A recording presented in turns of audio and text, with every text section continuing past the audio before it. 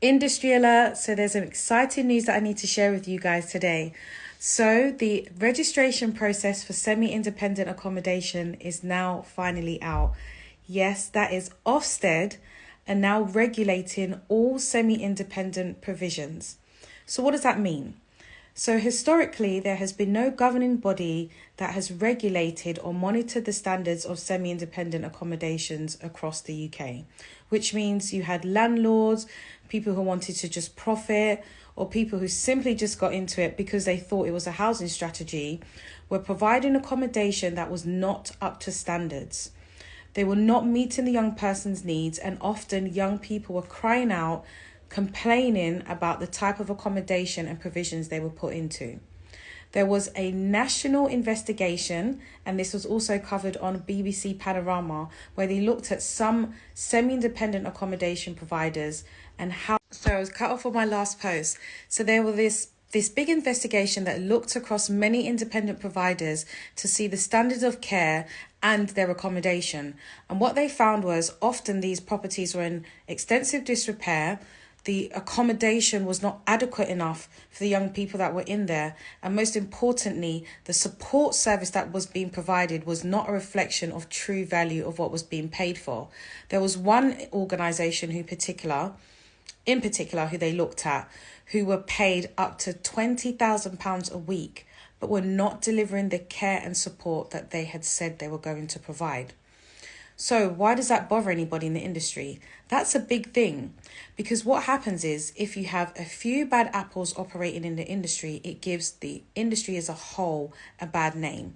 And those bad providers tend to outshine the good providers because they're always being spoke about. So with the national, I was saying, if there are a few bad apples in the industry, it gives those who are in the industry a bad name because everybody tends to focus on the bad providers and drop the ball on the good providers. However, those commissioners who have been in the job for a long time will know of the good providing services and continue to use them. However, it is like a catch-22 because you do have some good emerging providers coming through, but they're not given a chance because you've got new providers who come in and do a bad job and mess things all up. But let's stick to the fact that the regulation has come out, and what does this mean? So if you look at what's required, it's similar to the West London Alliance Commission standards, but it's a little bit more detail. So it's asking for things like business plans, financial forecasts, etc. It is asking for a lot more detail and a lot more accountability.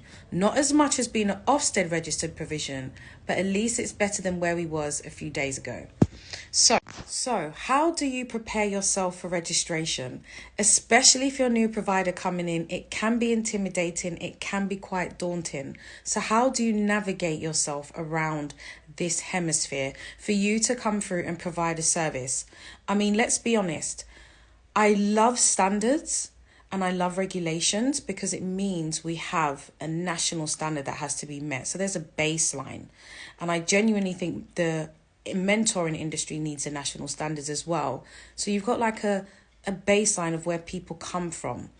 However, with the standards coming in, it can be intimidating for those new providers who are coming through, especially if they're not familiar with the jargon, etc.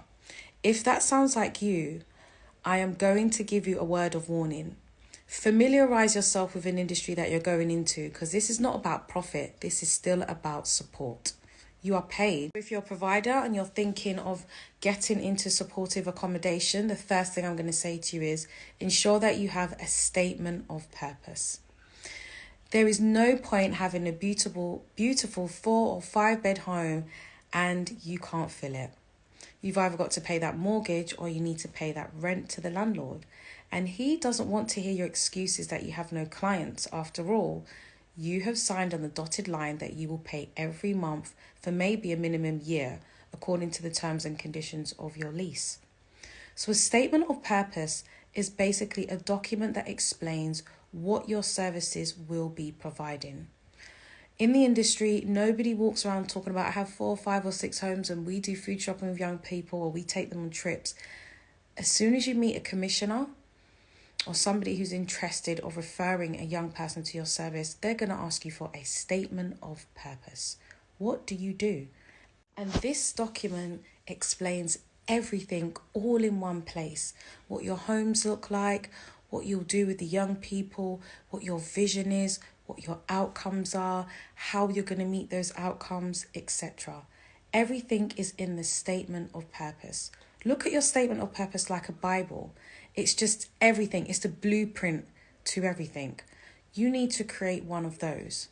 Now, if you don't have a statement of purpose, there's no point getting the property, furnishing the home, putting the bed in the bedding, the knife and forks, because nobody will be referring to you because they are going to ask you for that statement of purpose. Forget your social work friends and managers and mates in high places. You still need a statement of purpose. Especially now that the industry is regulated, you will not get anywhere without that document. So if you're unsure of what a statement of purpose is, send me a DM and I'm happy to explain to you.